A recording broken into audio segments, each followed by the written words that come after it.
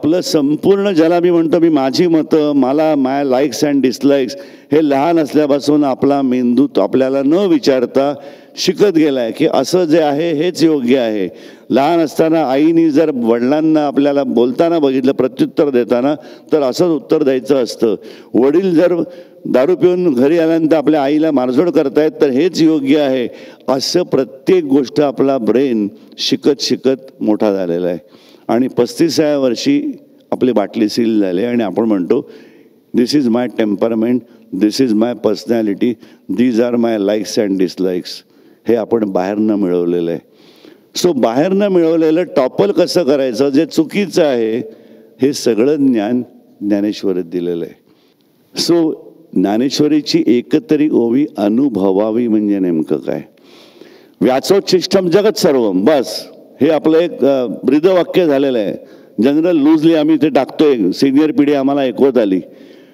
पण त्याची फोड जर तुम्ही अर्थ वाचाल तर व्यासांनी उष्टावलेलं म्हणजे चांगल्या माणसांनी उष्टावलेलं म्हणजे देवीने जसं उष्टावलेलं, देवीचा उष्टाविडा आम्ही खातो तसं त्यांनी उष्टावलेलं म्हणजे पवित्र झालं, एवढाच अर्थ सांगतात.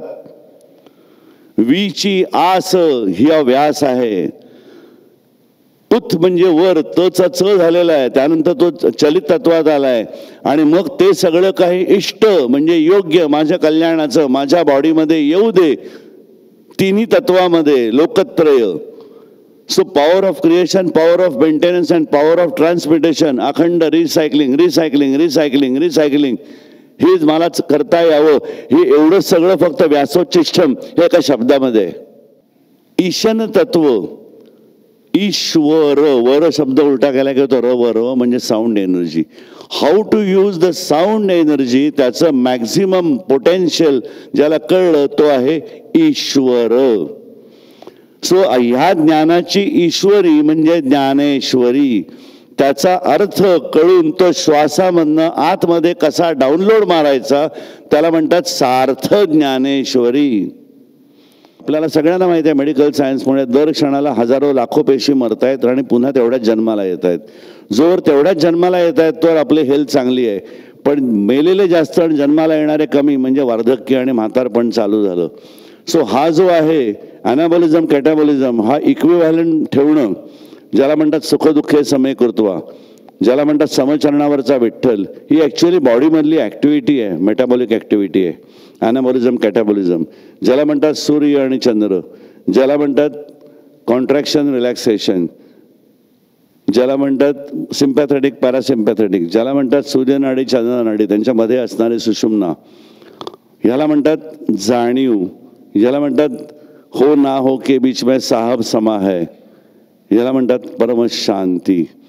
आणि हे सगळं ब्रह्मदंडामध्ये दिलेलं आहे. सो हा ब्रह्मदंड जागृत कसा करायचा आहे तर संपूर्ण ज्ञान ज्ञानेश्वरीत आहे. ह्या 47मध्ये माऊलींनी दिलेलं आहे.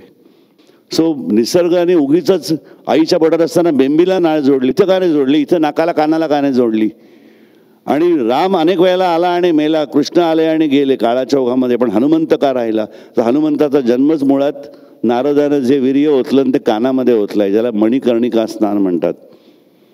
सो कानामधनं येणाऱ्या ज्या ऑडिओ फाईल्स आहेत त्याचा योग्य वापर करून आपल्या देहातलं पाणी शुद्ध कसं करायचं हे संपूर्ण ज्ञान दिलेलं आहे, त्याला म्हणतात ज्ञानेश्वरी. आणि ते सगळं व्यासोच्छिष्ट, व्यासमध्ये व हा अक्षरच मुळात सांगतो की ते पहिलं प्युअर कर. व शुद्ध झाला तर त्याने क शुद्ध होईल, ज्याला म्हणतात वाक म्हणजे वाणी. तेणे वाघ यज्ञे तोषावे, तोषोने मज द्यावे पसायदान. आहे पसायदान उलटं गेलं की होतं पायसदान, जी खीर आहे, जी दशरथाला म्हणे खीर दिली आणि सांगितलं 3 राण्यांना खिलव. ह्या गोष्टींमध्ये खूप काही विज्ञान दडलेलं आहे. 3 तासामध्ये मी सगळं नाही सांगू शकत. धन्यवाद.